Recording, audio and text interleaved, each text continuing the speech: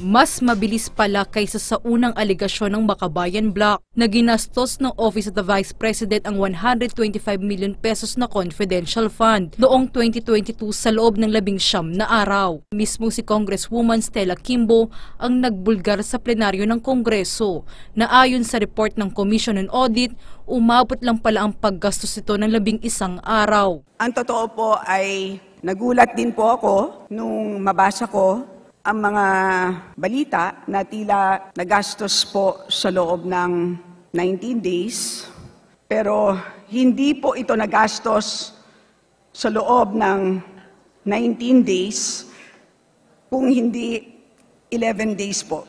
Ibig sabihin mahigit 11 million pesos ang nagagastos kada araw ng OVP. Sa loob ng 11 araw, ginastos ng Office of the Vice President more than 11 million per day sa computation ko po. On the average, Madam Speaker, Yeah, so, yes. Tinatanong po natin ang question na ito kasi dapat maging transparent sa paggasta o paggamit ng publikong pondo. Kasi yan po yung mandato rin ng COA, di ba? Na mai-report din nila na nagasta ng maayos yung public funds natin.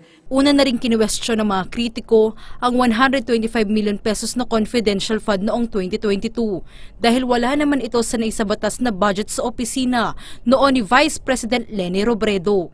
Kalaunan, lumabas na inilipat pala ang naturang pondo mula sa contingent funds, bagay na ayon sa mga kritiko ay labag sa batas. They confirm that the transfer from the contingent fund, which is a valid line item appropriation, to the OVP's Good Governance Engagements and Social Services Project, which is an existing line item in 2022, was a valid transfer.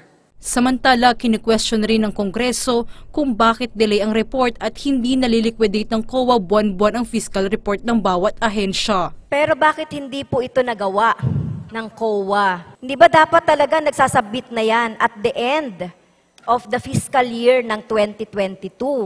Bakit ngayon lang ito ginawa ng COA? Depensa naman ni Kimbo, kulang sa tao ang komisyon. Siyam lang po ang staff sa ICFAO, ang audited agencies po na merong confidential and intelligence funds ay 1,707 LGUs, 57 national government agencies, 10 GOCCs, a total of 1,774